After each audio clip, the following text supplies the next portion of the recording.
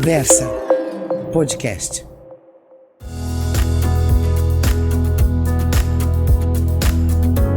Hoje mais uma conversa aqui no nosso podcast no Versa, né, que é um projeto interativo de conversas inteligentes com pessoas incríveis ou pessoas incríveis falando de coisas inteligentes também, sempre com essa vertente de levar informação, levar conhecimento, né, que é a mola propulsora da dignidade das pessoas. Então, a nossa finalidade, e hoje eu estou muito feliz porque eu recebo aqui uma pessoa que eu convivo já há bastante tempo e eu posso chamar de amigo. Amigo, a gente, aquele ditado que a gente conta nos dedos, né?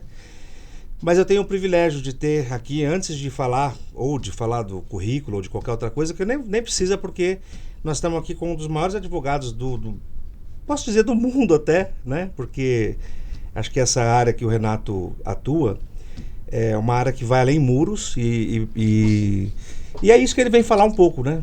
Porque ele já fala muito disso, ele é o precursor dessa matéria, que nós vamos falar de direito futurístico, direito digital, um pouco da experiência dele como advogado nessa área. Então, acho que vai ser muito rica nessa conversa. É um prazer receber aqui, que eu posso dizer, meu irmão, meu querido amigo, que eu tenho muita admiração, muitas vezes na vida, em que eu me sentia assim um pouco cansado e até eu lembrei de você em vários momentos da minha vida. Então, por isso que eu digo que você é meu amigo, que não é nada comum, né? Então, eu tenho um grande prazer, Renato, de tê-lo aqui comigo em qualquer circunstância da vida.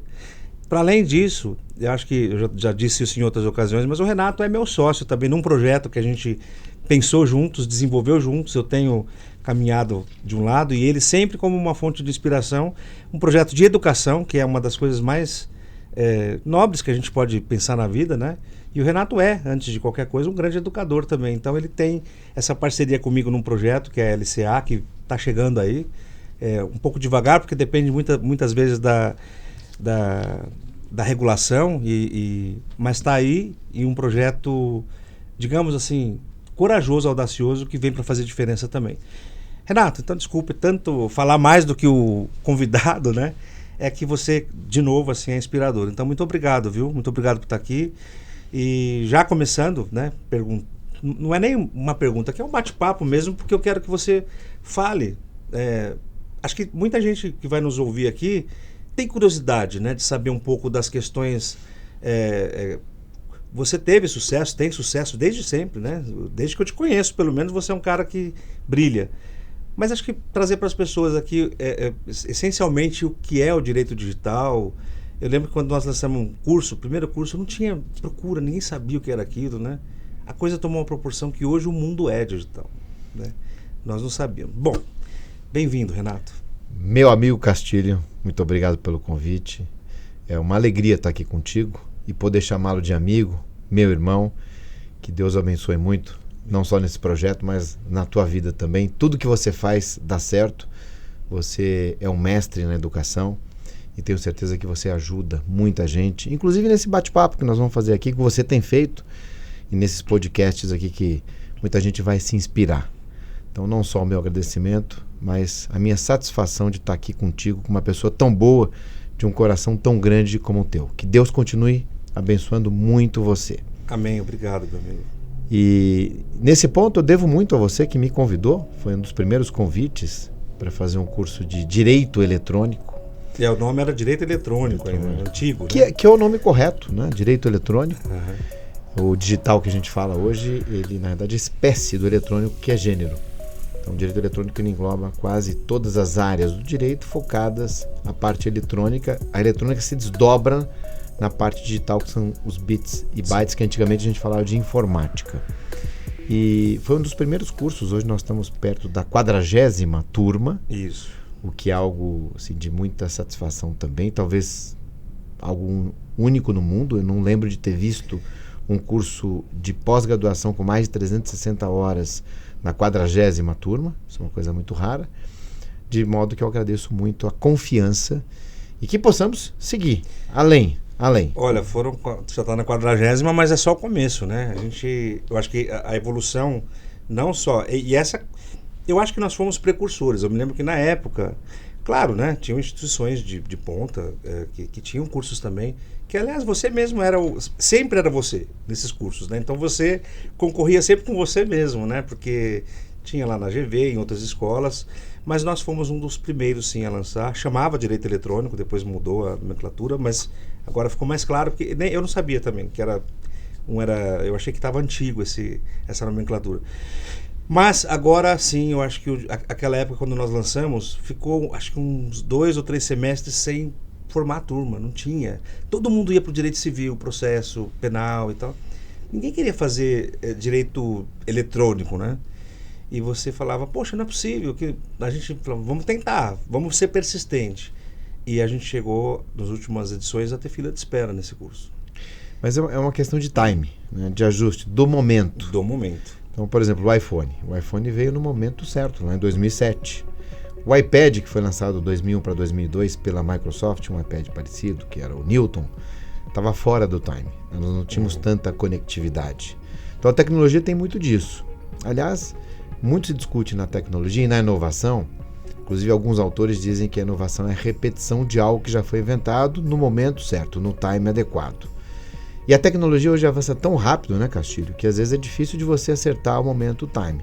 Vou te dar um exemplo interessante, até dentro da conceituação do direito digital, do direito eletrônico, que hoje faz praticamente parte de qualquer matéria jurídica. Vamos dar um exemplo aqui bem pontual. Inteligência artificial, que está na moda falar. Isso. Né, como blockchain, NFTs, mas inteligência artificial. Quando você traz a questão prática, existem vários modelos já práticos acontecendo com startups, até modelos também de bots e de outras programações, mas quando você fala em inteligência artificial, muitas vezes para o profissional da área jurídica, a tendência natural que nós temos não, mas isso é algo futurístico, ainda não existe. Então, vamos mudar o termo? Vamos colocar processamento de dados avançado, processamento avançado. Porque lá atrás, quando a gente montou, e até não era nem eletrônico, né? Inicialmente, eu vou contar um segredo aqui para todos, né? Era pós-graduação em Direito da Informática. Da Informática, né? Era isso mesmo. Informática que envolve o processamento de dados, que envolve programação, quanto mais... Hardware, software, né? Tinha essa... A programação ela decorre de 2 insumos, né? O primeiro insumo vem do hardware, junto com a energia elétrica, o segundo insumo é o software, é a programação, é o código de rotinas. Então, quando você mistura programação com combustível, hardware, energia, você começa a processar dados de maneira lógica. Uhum. Isso vai aumentando, né? Você tem a lei de Moore, você tem a multiplicação aí da potência do processamento, etc.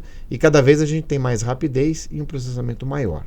Então, hoje a gente vê um iPhone tem muito mais poder computacional do que todos os sistemas da Apollo 11, por exemplo. Né? Sim. Imagina uma espaçonave. Então, isso vai aumentando. Quando a gente fala inteligência artificial, então muita gente acha que não existe. Existe. Hoje, o processamento de dados avançado, ele tem a ver com inteligência artificial, porém, de forma lógica. O que vai mudar? O que nos assusta? É o conceito daquele filme, do Exterminador do Futuro. Né? Que nós tínhamos aquela rede, aquela net, até eu esqueci o nome agora, Skynet. A Skynet, que dominou o mundo. Né? E muita gente pergunta, Renato, vai acontecer isso? A programação vai fazer o seu deep learning, vai conseguir se autorreplicar a partir de uma autocompreensão? Hoje, a resposta é negativa, porque a computação ela é lógica. O problema vai acontecer quando a gente sair da lógica e for para a computação quântica. Aí o quântico ele sai da lógica, é uma outra conversa, aí sim a gente começa a discutir, mas é algo tem outra dimensão, que vai acontecer daqui a uns 50 anos. Né? Hoje, quando a gente volta para esse rápido processamento de dados, o que te lembra? Então, hoje, de velocidade, nesse momento, né? Inclusive está no Estadão hoje. Hoje esse videocast vai ficar gravado, mas estamos aqui em setembro de 2022. Hoje, nesse mês, tem uma matéria do Estadão falando das consequências do 5G para o comportamento humano. Então, para o direito, nós vamos ter mais velocidade, vamos ter mais aplicações, vamos ter mais novidades, mais criações, mais ataques, mais invasões, prejuízos de forma mais rápida, obrigações legais também na mesma intensidade. A reação também ela tem que ser proporcional a essa velocidade. Renato, então a gente pode dizer que a inteligência artificial ela é um mecanismo. sei lá, uma definição para quem nunca ouviu falar, ou para quem ouve falar, mas nunca soube, eu compreendi, assim ficou muito claro, mas essa questão a inteligência artificial, ela prescinde de manuseio, né? Ela prescinde, seja lá em termos de rapidez, em termos de... Você está falando do iPhone, né? Isso está evoluindo cada vez mais de uma forma bem célere, né? Isso seria, então... Tudo isso é inteligência artificial? A gente pode chamar até as coisas negativas? Olha que interessante. Outro dia me questionaram, quando eu falei exatamente esse assunto. Mas, Renato, o ser humano não é lógico? Né? Não é racional? Não é que a gente aprende na escola? Sim. Nós somos seres racionais, os animais são irracionais. Nós somos racionais, porém, nós temos uma coisa que nenhum sistema, nem nenhuma máquina jamais terá. O que nós temos? É o nosso palpite, a nossa intuição, a nossa experiência, a nossa percepção, que nem sempre é lógica. Então, nesse momento lógico, quando eu me pergunto, o pensamento humano será substituído por um sistema lógico? O pensamento humano perceptivo, intuitivo? Não. O que a gente substitui hoje? Aquilo que é repetitivo. Então, por exemplo, contas, teses tributárias, trabalhistas, etc. Isso sim. E por outro lado, você cria novas oportunidades para advogados, por exemplo, profissionais da área jurídica, para programar. Mas quando a gente vai para a quântica, que eu citei en passant, não quero nem entrar muito a fundo, mas citei en passant, mas então quer dizer que a nossa intuição, percepção, então, já que não é algo lógico, você falou que a quântica não é lógica, então a quântica vai absorver isso? Não significa que vai absorver, porque é diferente. Ela não é humana, ela não é biológica, ela não é intuitiva, ela depende da máquina. Então isso eu acho que não vai acontecer, mas, e aqui é só um pitacozinho, né? Tem uma amiga nossa, a professora Marta Gabriel, que fala do cibridismo, que é uma espécie de harmonização homem-máquina. Então, seriam os humanos conectados, então a parte biológica, com um pouquinho de máquina, um pouquinho de sistema. Então você usa a intuição, ao mesmo tempo aumenta essa intuição com o processamento lógico. Isso pode acontecer, segundo ela diz, nos próximos 20, 30 anos a gente começa a ter alguma experiência nessa linha. Pode acontecer, a gente tem aumento da potência. Mas de substituição para algumas áreas de algumas atividades, na plenitude nós não teremos. Eu não acredito nisso, né? Falando do direito do futuro um pouquinho. Então, a nossa intuição como profissionais da área jurídica, ela é única. O médico, a intuição médica é única. Mas Renato, o sistema que vai analisar a imagem de um ultrassom pode acertar mais que uma percepção humana? Pode, desde que aquilo seja repetitivo, mas aquilo também é mutante e alguém vai ter que reprogramar aquilo também. Então, veja que a gente sempre vamos precisar de uma programação envolvendo aí uma intuição, uma percepção humana. Não tem como se afastar disso, a não ser naquilo que é repetitivo mesmo. Com contador repetitivo, isso vai ser substituído, sim, mas vai ter o contador que vai programar aquilo tudo. Então a gente vai trocando, né, de funções com uma certa nuance. O direito, ele tem hoje um impacto interessante porque, olha só que coisa, a gente tem hoje Marco Civil da Internet, a gente tem aquela lei 12.737 que fala da invasão de dispositivos, que é o 154A do Código Penal. São leis basicamente depois de 2010. Nós temos a Lei Geral de Proteção de Dados, que é relativamente recente, né? Recente, né? Agora foi de 2020, do dia 18 de setembro, né, de 2020, durante a pandemia, que é necessária, né? E para os nossos alunos, quando a gente estuda isso, a primeira coisa que a gente diz é: vamos trocar o termo. É desproteção de dados, não proteção. A lei tenta dar proteção, mas para estudar a fundo, é desproteção. Hoje a gente faz gestão da sensibilidade dentro da dificuldade da gestão de eventuais proteções. Olha que complexo. Essa frase ficou importante, né? Porque cada dia a cada momento, né, a cada ação nossa, nós sempre, de uma forma ou de outra, estaremos dependentes ou conectados a algo digital. Por exemplo, aqui eu tenho um microfone hardware, analógico, a mesma coisa aqui um headset também, mas isso tudo está conectado a um sistema que tem algum tipo de programação. Ele não é só hardware. Antigamente, na fase pré-bug do milênio, nós tínhamos os dispositivos embutidos, os embedded systems. Discutia muito isso, os firmwares que ficam dentro dos processadores. Hoje a gente tem quase tudo dependendo de um software. Um carro, por exemplo, hoje... depende de um software, né? Como é que a gente faz? Deu um problema, né? O carro mais moderno, você vai lá e pluga um fio, daqui a pouco não tem nem mais esse fio, você se conecta via alguma onda qualquer, e o próprio sistema verifica se os sistemas do carro estão rodando de forma lógica, da forma pela qual, ou pelos quais eles foram programados. E a gente vai avançando em cima disso. Então, há uma dependência natural desde a hora que a gente acorda. Sim. E isso tem uma consequência na parte jurídica. Qualquer ato, qualquer consequência. Qual é o exemplo clássico que a gente dá?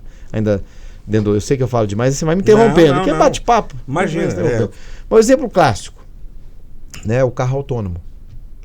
Então, dentro do carro autônomo, a gente tem, para efeitos de responsabilidade civil e também penal, para algumas circunstâncias, o melhor exemplo possível. Ética também. Muitos questionam essa parte ética. Então, o carro... E coragem também, né? De achar que o carro vai fazer tudo. O carro que faz tudo, né? Alguém programou para fazer tudo. E será que ele vai fazer tudo? Então. Porque se eu... E aí tem uma parte de direito do consumidor, por exemplo. Este carro faz tudo. É impossível garantir que ele vai fazer tudo. Porque ainda depende de uma programação humana. E mesmo até uma programação automatizada, não dá para você prever tudo. Até porque você pode ter um defeito num dispositivo pequeno, que ele tem câmeras no carro inteiro para poder funcionar. Queimou uma. E aí? São tantas variáveis, que a gente discute inclusive nas perícias digitais hoje, mas tantas variáveis que é impossível você prever todas as situações. Então, Código do Consumidor, você não poderia vender nenhum sistema com a garantia plena da perfeição. Isso já seria uma propaganda enganosa ou abusiva, por exemplo.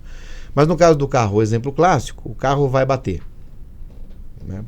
E vai acontecer algum acidente. Quantos exemplos a gente já não tem hoje de carros autônomos altamente qualificados, enfim, tecnológicos, pensados, etc., e que acontecem coisas não previstas. Mas vem a pergunta, do ponto de vista da responsabilidade civil. O programador não deveria ter pensado em tudo? Não deveria ter sido diligente? Todas as possibilidades. Esgotou? Isso faz parte É a primeira pergunta. Da engenharia do negócio, né? E aí, se ele responder, não, nós aqui exaurimos tudo que era possível dentro do estado da técnica. O estado da técnica é aquele limite que a gente tem para pensar, não tem tecnologia mais avançada que isso. Que inclusive na lei do software, lá no artigo 6º, tem essa exceção para não violação dos direitos autorais, né? O estado da técnica, aquilo que decorre do estado da técnica pode ser copiado. Então, nós exaurimos isso, etc. Previmos, inclusive, certos acidentes. Tá, então o carro vai bater. Você previu onde ele vai bater? Quem ele vai atropelar? Quem vai morrer primeiro? Quem não vai? Quem vai ser... Isso é muito difícil e complicado. Porque de um lado você precisa fazer isso. De outro lado você vai escolher como. Seriam os casos fortuitos de força maior previsíveis, todos ali.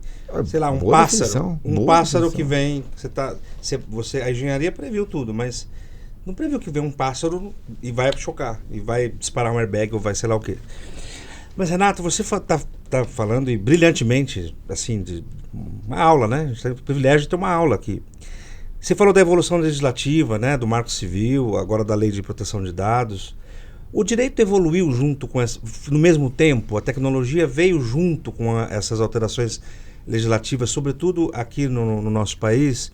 E, além disso, nós estamos falando, e você é sempre precursor de quase tudo nisso, mas esse direito futurístico vai nesse sentido, porque nós temos que adaptar o direito para isso. Você está falando do consumidor. O direito penal é um novo direito penal. Nós estamos falando de 10 anos. É pouco tempo para falar de um código que a gente tem de 40, com leis especiais. O processo também é eletrônico. Nós temos delegacias especializadas em crimes digitais. É um outro mundo de 15, 20 anos para cá, que é muito pouco tempo para a gente falar do direito do nosso direito tradicional, né? Do nosso direito civil, do nosso direito processual. Falando agora de um direito tão novo, que já é tão necessário, que, como você disse, a gente acorda com ele, né? A gente acorda com essa tecnologia toda. Você deu o exemplo de um carro agora, é inimaginável, né? Você entrar e o teu motorista é o carro, né? É inimaginável ainda, para mim pelo menos. Assim como tantas outras coisas. Eu fico um pouco assustado às vezes com a velocidade. O próprio metaverso, que já é uma realidade, a gente Não sei onde vai parar isso, não sei qual a utilização que seja boa. O problema é que nem sempre é boa, né? Eu acho que é aí que vem o trabalho do advogado, do profissional que cuida principalmente de prevenção daquilo que não deve acontecer, porque tem uma coisa no meio de tudo isso, Renato, que a gente está falando de tecnologia, de tantas coisas importantes, inclusive da legislação, né, que vem tutelar aí esse direito, mas tem uma coisa no meio disso que são as pessoas. E muitas vezes a gente está falando de um direito digital, mas que envolve a imagem de uma pessoa que às vezes vai para o mundo de um jeito distorcido, irreversível.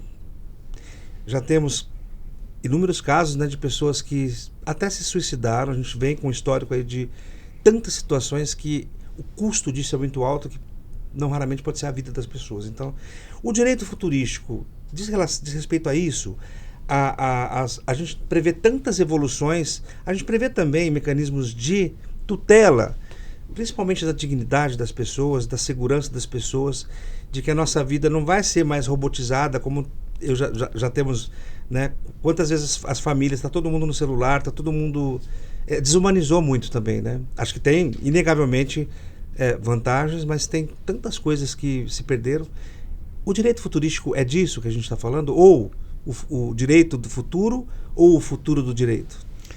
Castilho, nós temos um gap hoje. Nós temos uma dificuldade, e isso dificilmente vai ser resolvido, do direito a acompanhar a evolução tecnológica.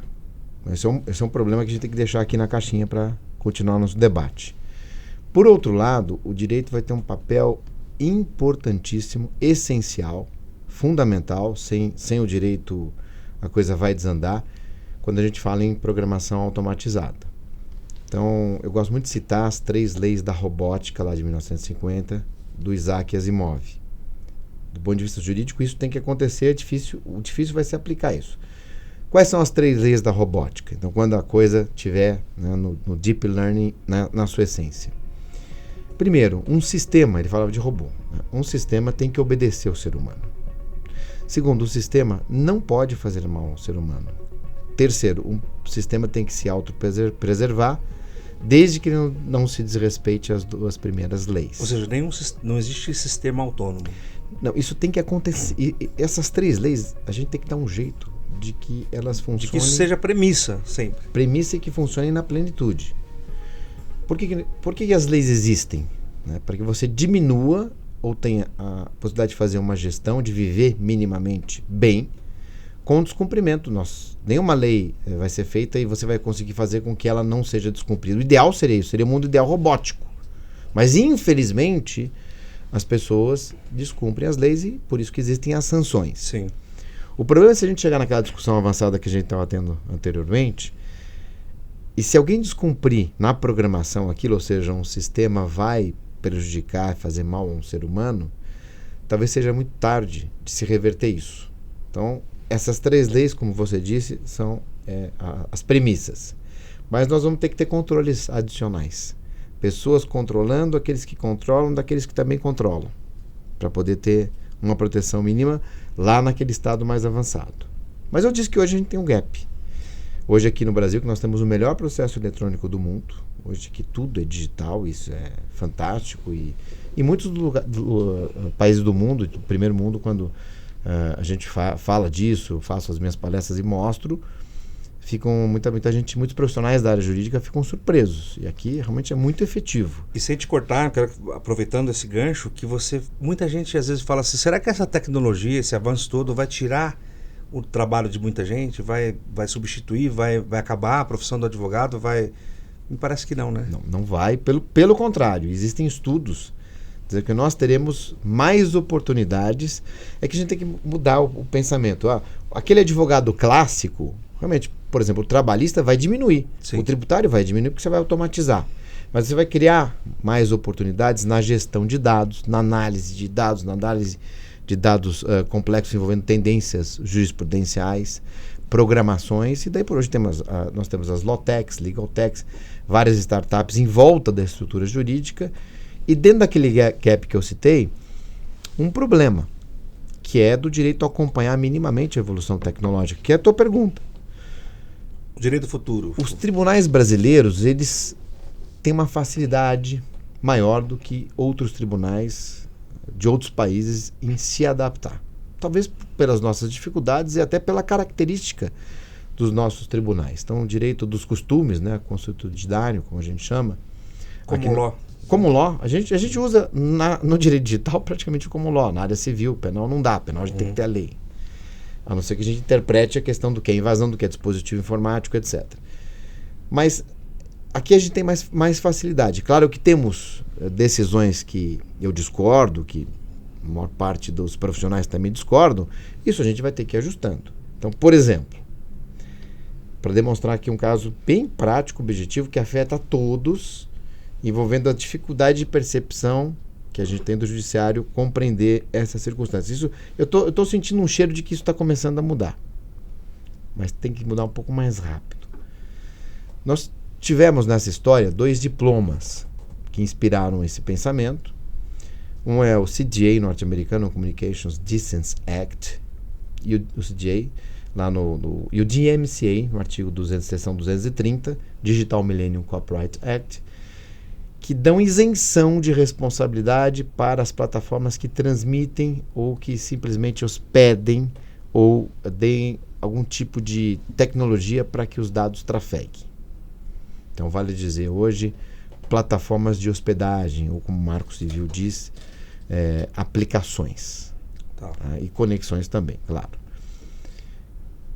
Quando isso começou a ser discutido aqui no Brasil antes do Marco Civil, e para contextualizar, até para não usar muito o juridiquês, qual que era o raciocínio? E por isso que eu vou terminar mostrando como é que a gente tem que se aproximar. Qual que era o raciocínio? Olha, realmente os entes transmissores, uma companhia telefônica na época, era o exemplo clássico que a gente dava, o correio não pode ser responsabilizado pelo que está dentro da carta. Sim. Né? Mesmo a companhia telefônica por aquilo que a gente fala. Tá certo, é assim, essa é a essência. A não ser que seja editora, a não ser que eu tenha controle e poder de verificar tudo aquilo que está passando. Sim. E alguns chamam de censura, mas não é censura, isso seria uma obrigação, é diferente, para evitar um mal maior. Mas o raciocínio primário era correto.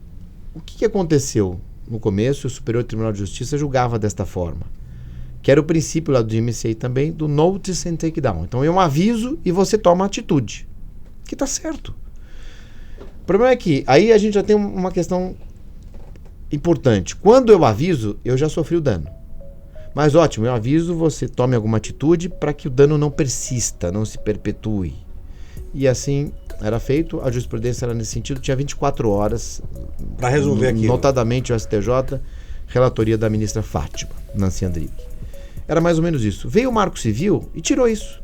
Disse, olha, a partir de 2012, de 2014, nós não temos mais, as aplicações não vão ter mais responsabilidade, a não ser por descumprimento de ordem judicial. Ou seja, o notice, aquele aviso, teria que ser judicial, na prática.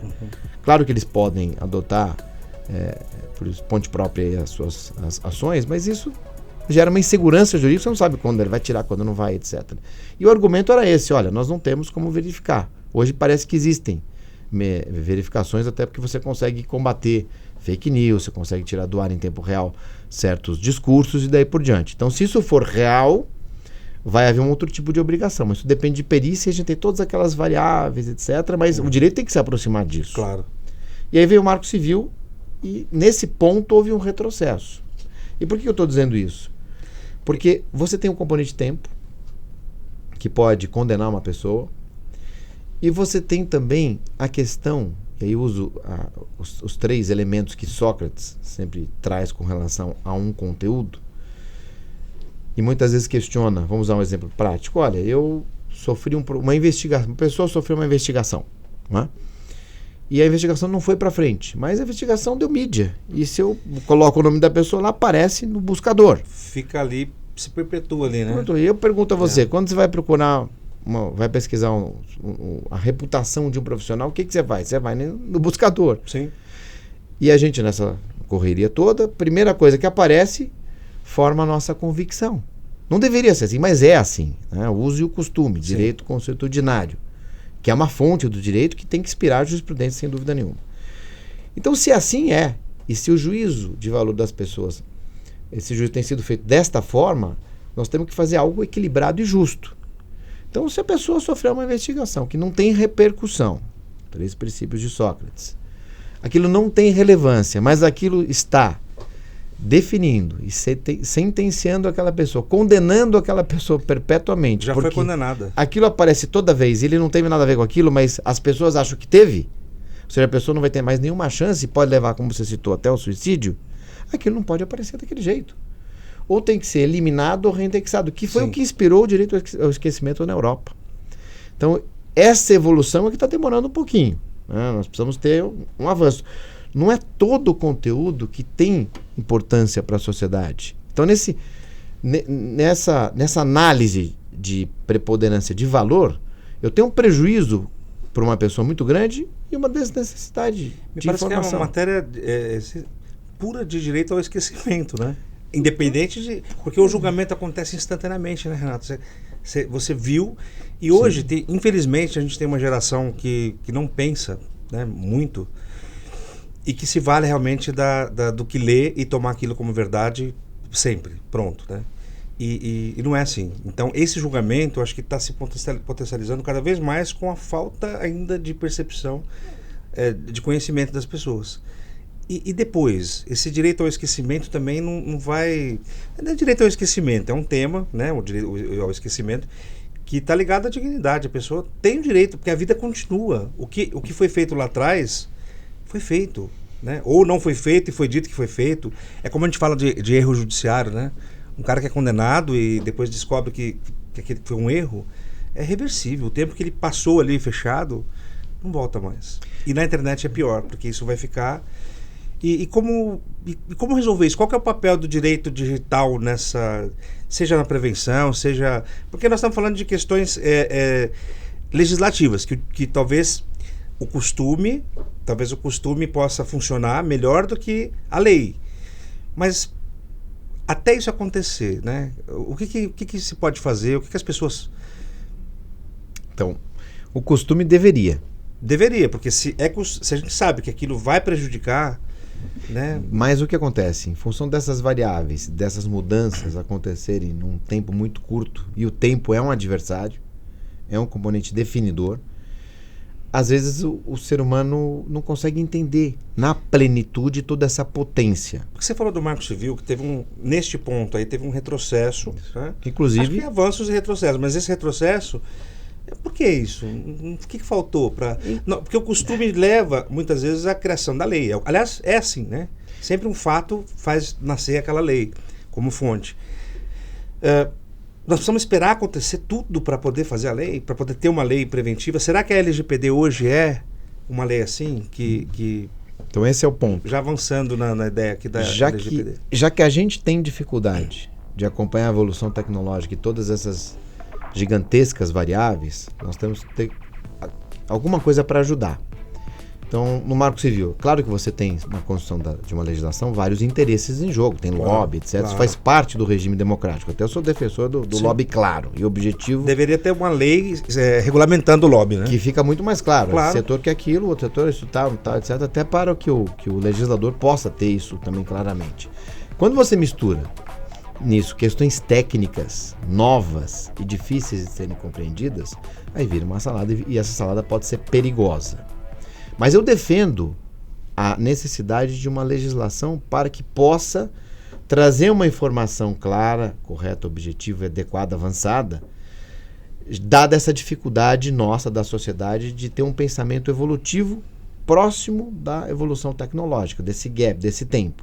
Se nós não conseguimos num tempo adequado pensar, que a lei possa trazer isso. Como é que eu faço essas leis? Eu vou ter que ter, não tem outro jeito, eu tenho que ter pessoas dedicadas, e eu defendo isso já há muitos anos, parlamentares especializados em legislar só sobre tecnologia.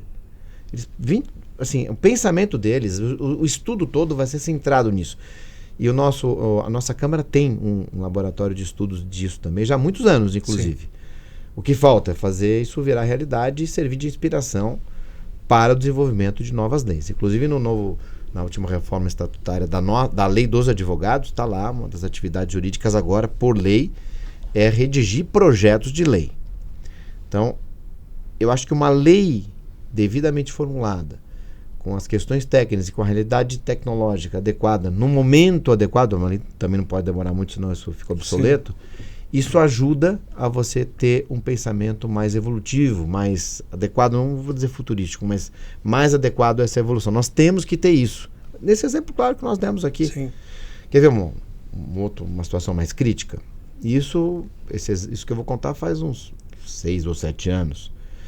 Um boato, uma fake. Qual que é o principal problema hoje? Fake news. Fake news. Por que a fake news é um problema? Porque as pessoas acreditam em tudo que recebem. Porque a gente não consegue acompanhar. Antigamente, como é que era? Saía no jornal, nós tínhamos 24 horas para processar aquilo tudo, debatia, tinha tempo. Eram alguns jornais. Hoje é tudo quanto é lugar. As redes são inúmeras, são imensas. Então você é bombardeado. Sim. E todos os setores. Né? Recentemente, inclusive, tive que alertar uma associação de profissionais desta área que estavam usando o nome do presidente para depositar um determinado valor, etc. E aí todos os membros dessa sociedade internacional receberam um alerta. Não acreditem nesse e-mail. A evolução do crime, né? Evolução do crime. Então, o que acontece? Você tem que ter alguma forma de trazer esse pensamento evolutivo e evitar isso. Nesse exemplo que eu dei também da desproporção. Mas o que eu queria contar é o seguinte. 7 anos atrás, veio uma fake news de uma pessoa no Guarujá, de um indivíduo no Guarujá, que teria feito alguma coisa relacionada à bruxaria, se não me engano, alguma coisa assim, ou pedofilia, enfim, pornografia infantil. E aquilo, em uma determinada comunidade, aquilo se disseminou. Em 2h30 acharam essa pessoa, que foi acusada falsamente, e essa pessoa foi morta. Linchada, né? Foi linchada. Eu lembro disso. Quer dizer, não teve sistema jurídico, não teve investigação policial, não teve nada. Foi a potência da informação envolvendo redes sociais, em que o sistema jurídico foi incapaz de impedir que aquilo acontecesse. Então, hoje, momento de eleições, por exemplo, o Brasil ele depende muito, o brasileiro depende muito do WhatsApp. Então, dependendo do que ele receber no WhatsApp, a pessoa pode se convencer ou não. Sim. Então, falta alguma coisa que traga de alguma maneira, não só limites para isso também, mas essa percepção do que eu posso receber para que eu possa compreender de forma adequada aquilo que é verdade e aquilo que é mentira. Isso está muito solto e virou uma potência. Isso está gerando, na prática, o quê? Decisões equivocadas, porque o princípio, né, a informação basilar, ela é equivocada. E isso tem uma potência enorme a partir das redes, das plataformas, etc. Enfim, hoje nós temos vários veículos de informação, notadamente as redes de WhatsApp com toda a intensidade. E eu vejo no dia a dia, né, amigos nossos, jovens, adultos, idosos, enfim, não tem mais idade. Né? Todos viram e mexem, Renato, você viu isso aqui? Eu falei, não, mas isso aqui é fake news. Mas como você sabe? Porque isso aqui é absurdo. Então dê um Google, né? Vá no buscador e coloque ali para ver o que vão dizer. Tem que ir atrás da fonte sempre. Mas né? está faltando isso. Né? Acho que essa cultura também de checar sempre o que você leu, a fonte da informação. Né? Porque é muito imediato. Você deu esse exemplo gravíssimo, né? Uma pessoa que foi julgada, condenada, e tudo em poucas horas, né? Imagina. Por conta de uma notícia equivocada, falsa, né? E mesmo a fonte, né? Às vezes nós temos aí títulos, e hoje nessa dinâmica rápida demais, em que muita gente só lê título, né? Você tem títulos que vão trazer uma percepção equivocada. Então, eu tenho o hábito de ler 3 jornais diferentes, né? Um mais técnico, 2 mais informativos. Então, você pega o mesmo fato, você tem 3 títulos distintos. Se você ler a matéria nos 3, você vai entender a plenitude. Os 3 vão estar corretos. Mas só que com versões completamente diferentes. Um título mais neutro, outro mais tendencioso, mas representa o fato, e outro, por outro lado, mais representando o fato. Eu prefiro ficar com o do meio, né, que é mais abstrato, e eu faço o meu juízo de valor. Mas isso eu dei exemplo com 3 jornais, Sim. Não são 3 jornais hoje, são 3 milhões de fontes de informação. Nossa, Renato, agora tem tanta coisa que a gente poderia falar, a gente tem que escolher. Eu queria que você explicasse pra gente o que é o metaverso e qual a influência ou qual o papel do metaverso também na nossa área para o futuro da advocacia, qual a utilidade, o que você acha, como que você vê o metaverso. Primeiro, muita gente às vezes me pergunta o que é metaverso. Tem muita gente que ainda não sabe, né? Por mais que a gente evolui tão rapidamente, metaverso daqui a pouco já ficou algo até obsoleto, mas ainda tem gente que não sabe. O metaverso ele é uma representação de ações que são comandadas em um outro ambiente, um ambiente digital que se assemelha na maior parte das situações a ambientes que nós estamos acostumados a interagir humanamente. Então são representações. Então você dá algum tipo de comando em que alguma imagem que representa aquela pessoa, que a gente chama de avatar, Sim. faz alguma coisa. Então podemos ter, por exemplo, esse estúdio aqui dentro de um metaverso e tá lá o meu avatar, parecido ou não comigo, o seu parecido ou não contigo, interagindo, fazendo esse bate-papo. Só que eu posso colocar, por ser o metaverso, vários recursos. E além de colocar os recursos, eu posso propiciar a entrada de vários outros avatares e fazer várias outras coisas. Fazer uma no mundo conferência inteiro. com pessoas de regiões de Então qualquer lugar do mundo. Eu multiplico, eu dou potência. Eu gosto muito de usar esse termo, potência, porque tudo que é digital dá potência. Então eu dou potência àquele ambiente e vou colocando coisas.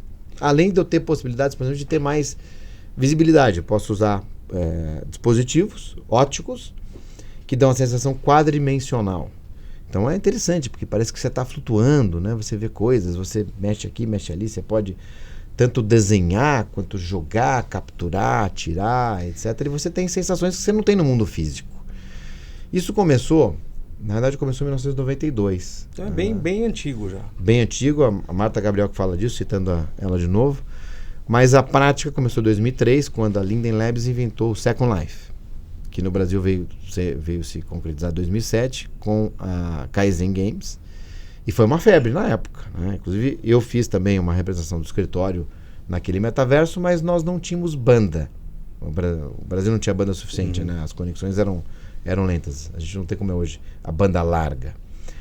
Hoje a gente tem metaversos mais ricos, como eu estou citando aqui, e com banda. Então, primeiro, a gente tem um efeito curiosidade. Por exemplo, a OAB Tatuapé tem uma representação muito boa no metaverso, inclusive disponível até para advogados fazerem reuniões lá na própria OAB Tatuapé.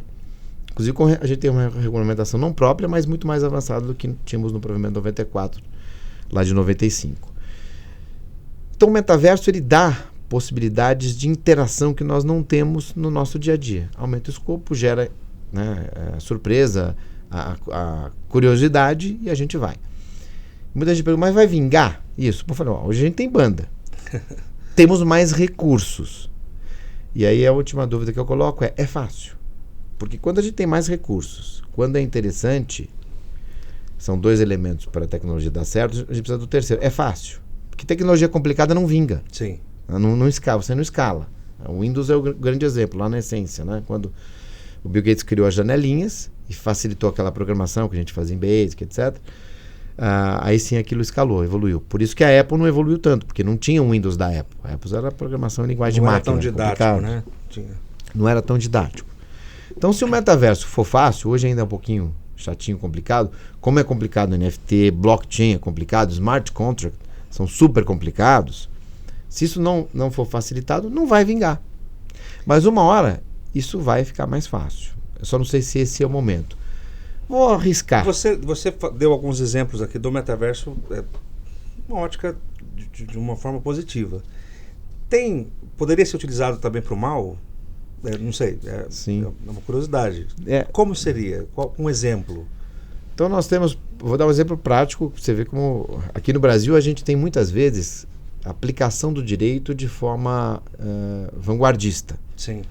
Então eu lembro, a primeira ação de quebra de sigilo envolvendo o Twitter foi brasileira, a primeira condenação criminal pelo uso de links patrocinados foi aqui no Brasil. Talvez a primeira busca e apreensão, entre aspas, não foi bem uma busca e apreensão no metaverso, mas uma ação que envolveu o desligamento de uma sala no metaverso aconteceu no Brasil por pirataria, por violação de direitos autorais. Então já vem acontecendo o assédio, né, a importunação, a ofensa. Eu citei violação de direitos autorais, a concorrência desleal, isso já acontece no metaverso. Não uma potência muito grande, mas isso já acontece. Nós temos aí campanhas publicitárias sendo feitas no metaverso com muito investimento e temos uma dificuldade importante aí em preservar, em aplicar o direito, saber onde é que está aquela sala, quem está hospedando. Hoje nós temos aí 3 a 4 plataformas mais conhecidas hospedando isso, mas temos ainda essas dificuldades. Não temos ainda uma escala muito grande, mas acho que, vou dar o palpite aqui, eu acho que isso vai escalar, não na velocidade do Second Life, mas isso vai ter uma progressão. Vai ter uma progressão. Você falou agora sobre blockchain. O que é blockchain? Blockchain é como se fosse uma rede Imagina a própria internet, que é um bloco de redes. Blockchain também é uma rede. Você tem blockchains abertos e blockchains fechados. O fechado você programa, você faz praticamente o que você quiser. E você tem os abertos, que tem um componente essencial, que é o uso da criptografia assimétrica de chaves longas, inclusive, que você não consegue desencriptar. Então, aquilo que você coloca ali vai ficar daquele jeito. Essa é uma premissa. E aquilo fica disponível. Então, são plataformas em que você pode, a maior parte delas, você pode ter fluxo de ativos financeiros intangíveis, as criptomoedas. E você pode, algumas delas, notadamente a plataforma Ethereum, que é da moeda Ether, mas ali no Ethereum você também guarda documentos. Então você tem o uso para o direito de forma muito mais intensa. Então você consegue preservar hoje evidências digitais de uma forma barata no próprio blockchain aberto do Ethereum. Isso é uma coisa, só que você não tira. Me parece que é uma coisa muito... Parece uma coisa boa. Podemos interpretar assim? Boa. Alguns desafios. Quais os riscos ou então os desafios? Aquilo que você coloca no Ethereum, por exemplo, você não tira. Então vai ficar lá daquele jeito que está encriptado. Então, dependendo do que tiver retratado ali, aquilo pode ter uma consequência. Se for uma violação de direito autoral, você não tira. Lei dos direitos autorais, um dos comandos, uma das obrigações é você eliminar aquilo que é objeto de contrafação ou de plágio. Você pode ter problemas com a LGPD também. Então, dados pessoais, quando nós discutimos isso na intensidade, você não vai colocar um dado pessoal puro, cru. Você vai colocar um hash ou alguma referência à manutenção, à hospedagem em outro lugar para que você possa eventualmente alterar lá e aí você perde a referência, né? Mas não o dado nu e cru. Então você tem alguns problemas. O smart contract também, você colocou ali, vai ficar lá para sempre até que você tire a referência ou mude a programação daquele contrato inteligente, que vai depender também de uma obrigação legal uma obrigação legal anterior. Então, que hoje está na moda, né? Falar blockchain para lá, blockchain para cá, cripto. São mais de 4 mil criptomoedas, né? Que não tem origem necessariamente econômica, mas tem interesse especulativo. Sim. E você tem as NFTs para estimular ainda mais o uso das blockchains. As NFTs que são hoje representações também, vou usar pela segunda vez o termo, representações de ativos legais, vamos usar aqui, ó, em primeira mão, ativos legais do ponto de vista jurídico, representações de ativos legais de uma nova forma, em uma nova maneira, em um novo ambiente. Então você tem títulos, são essas representações legais, de licenciamento de direitos autorais, por exemplo, únicos. Isso decorre de uma obrigação anterior daquele que é o titular daqueles direitos autorais. E aí você usa aquele título, que é uma NFT, para transacionar. Olha, eu tenho esse título, porque eu licenciei daquela pessoa, ou ele me cedeu, e está aqui, só eu tenho. Você quer comprar? Aí eu quero, porque eu gosto muito disso, só tem esse. Só tem esse porque ele é criptografado. Então a pessoa vai lá e compra e aí você agrega o valor. Mas é muita curiosidade ainda, né? Então você não tem ainda a aplicação efetiva. Você tem muito interesse. Nós não temos também, acho que, uma legislação específica sobre isso, né? Não temos, mas temos projetos de lei. Projetos de lei para... Aliás, fala um pouquinho o que você sabe antecipa pra gente o que você sabe em termos de avanços o que vem legislativos, o que vem por aí. Então, temos aí projetos que envolvem fake news, que debatemos aqui, que é importante. É no aspecto também punitivo, penal. Também penal, laterais. O primeiro projeto tinha questões penais, foi desmembrado, agora viraram projetos autônomos. Temos a projeto de lei alterando a LGPD, Lei Geral de Proteção de Dados. Temos projetos envolvendo criptomoedas, que é importante. Inteligência artificial, também um debate do momento. Mais ou menos aquilo que acontece na União Europeia. A União Europeia é muito vanguardista nesse ponto. A gente acaba replicando e outras questões a gente até aprimora. Faz um teste lá primeiro, depois a gente... Ou aprimora, mas nós estamos avançando. Estamos chegando quase que para e passo o que acontece na União Europeia. Então eu dei 3 pontos aqui para a gente ficar de olho. É bastante coisa, hein, Renato? E olha, a gente está falando aqui de evolução, de quando começou Rapaz, eu acho que não dá tempo, né? Eu acho que... O que você pode deixar aqui como... A gente está finalizando já, é tão rápido, né? Tanta coisa boa para falar. Para as pessoas que gostam, né? Aliás, não é nenhuma opção hoje. Você está falando aqui de advogado vanguardista ou de... Não tem como estar fora disso mais. A gente como você falou, o WhatsApp é nosso canal de comunicação com o mundo, com todo mundo, com é o nosso celular, né? É a ferramenta de trabalho e de risco também, enfim. Para quem está no direito, tem muita gente ainda fazendo a faculdade de Direito, se formando, né? E com essa nova realidade, porque eu não sei, eu me formei com o Código Civil de 16, depois você também. Hashtag depois, tamo junto. Tamo junto. Daí a gente tinha que refazer, atualizar aquilo tudo. Eu nem sonhava que um dia teria isso, né? Teria uma revolução digital, como está acontecendo agora. Mas não é revolução, é uma evolução e para quem está começando agora, né? Para quem não tem uma estradinha já como a gente, vale a pena, é uma área que você indica, que você acha que para quem gosta de direito penal, vai estudar crime eletrônico, para quem gosta de processo, ok, vai estudar o processo civil, vai estudar as ações aí, né, da área civil, mas sempre vai estudar direito digital, que é digamos, não é o complemento, mas é o caminho para tudo isso. Então, o que você pode deixar de mensagem aqui para quem... Estou falando do estudante de direito, mas, enfim, para todas as pessoas. E hoje nós temos muitos profissionais que são... que atuam no direito, mas que não são da área jurídica também, né? Acho que os profissionais de tecnologia... Então, queria que você deixasse uma mensagem para essas pessoas. Castilho, são tantas variáveis, e discutimos aqui algumas delas, mas tantas, que essas variáveis trazem naturalmente muitas oportunidades profissionais na área do direito digital. Desde a parte pericial, até dessas novas tecnologias, desses novos ambientes, ou até do dia a dia, dos ataques, das invasões, Marco Civil, LGPD, que são já são leis consolidadas, sim, etc. Então, esse não é nem o direito do futuro, é o direito atual que envolve a tecnologia, que por si só já se diferencia dos ramos tradicionais do direito. Além disso, deixo até as minhas redes sociais todas, @RenatoOpsiBlum à disposição, mas além disso, para que o profissional que se interesse por essas áreas, por tudo isso que nós estamos debatendo aqui, não tem outro jeito senão estudar. Eu vou falar 24 horas por dia, 6 dias por semana, daqui a pouco vão dizer, olha, o Renato está massacrando a turma aqui, mas tem que estudar muito mais que as outras áreas tradicionais, sim. Que hoje tem uma relação mínima sempre com algo do direito digital, mas é algo dinâmico, a tecnologia não para, o comportamento muda também, não para, então esse lapso temporal hoje é muito mais curto, então nós temos que estudar todos os dias. Eu tenho o hábito de ler muito todos os dias, redes, informações, notícias, faço alguns vídeos, coloco lá nas minhas redes, etc.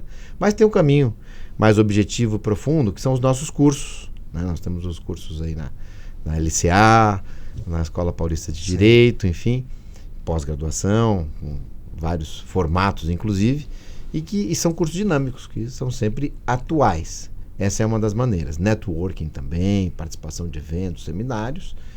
Essa especialização ajuda demais e faz toda a diferença para quem quiser atuar nessa área.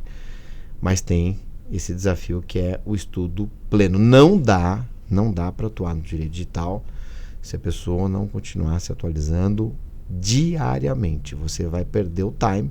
Perdendo o time, o serviço vai ficar pela metade. Eu vejo isso no meu dia a dia. A própria LGPD, que gerou um espaço para o mercado enorme. Então você vê hoje trabalhos mais profundos ou mais rasos. E os trabalhos rasos hoje estão trazendo já consequências a partir aí do entre aspas, né, esquecimento ou dos gaps que foram feitos a partir da falta de um assessment, de uma avaliação, como nós chamamos hoje, da plenitude do tratamento, que é o termo que a lei usa, de dados corporativos. Então a pessoa fez só questionários, por exemplo. Faltou toda a gestão, toda a implementação, o encarregado, etc. Isso provavelmente vai gerar uma consequência. Planejamento, né, também. Mesma coisa, uma invasão, por exemplo, um crime digital. Hoje você pode questionar de tantas maneiras, e sem uma prova adequada, você gera um efeito direto na convicção do magistrado, do julgador. Sim. Ou você convence ou você não vai convencer. Então você vai absolver, você vai condenar, dependendo daquele que tiver mais conhecimento e mais poder de argumentação técnico, vamos chamar assim. Renato, e só para finalizar mesmo agora, eu tinha muitas coisas aqui para falar, mas realmente o tempo é curto. Além disso que você colocou em relação a estudar muito, eu concordo com você, eu acho que a nossa vida na área do direito, tem que gostar de estudar, senão você não evolui em nenhuma área. Talvez, sobretudo nessa área, mais ainda, né? Porque você falou aqui com propriedade de tantos temas, de tantas evoluções legislativas que a gente estão iminentes aí, né? De discussão. Até uma área. Aliás, o direito digital já é matéria obrigatória também. Para concurso. Para concursos. E assim, já é uma realidade da qual a gente não tem como fugir mais, né? Mas, agora, para as pessoas de uma forma geral, eu sei que isso é amplo, mas o que você pode destacar em termos de segurança? O que as pessoas precisam ter sempre em mente, já que todos nós usamos as redes, né, sociais e a internet. Tem gente que não tem rede social e tudo bem, mas não dá para viver sem o celular.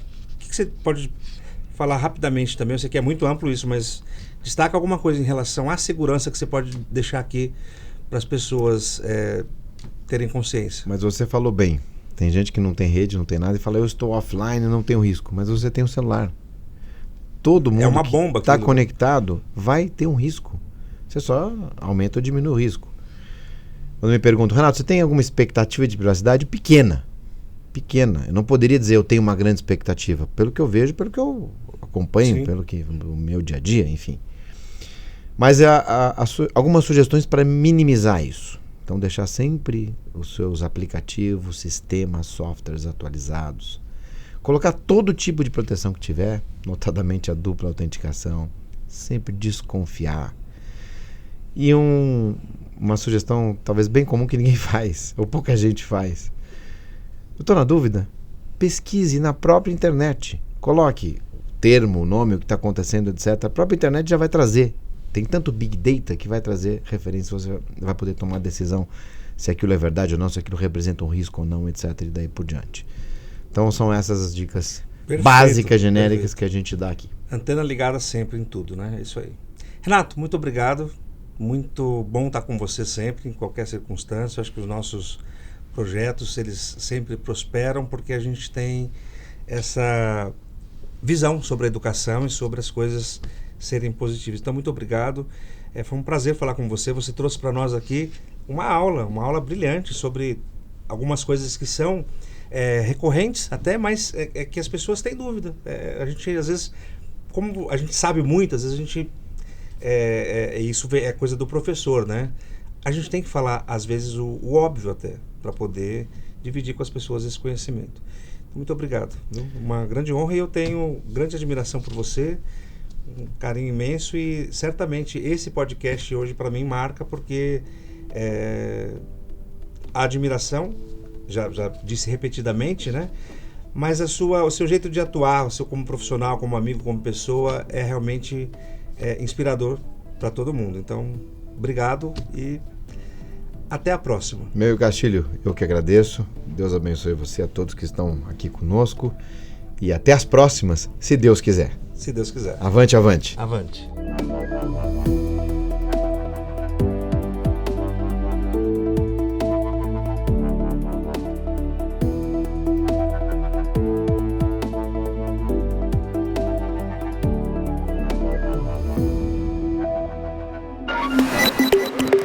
Versa Podcast.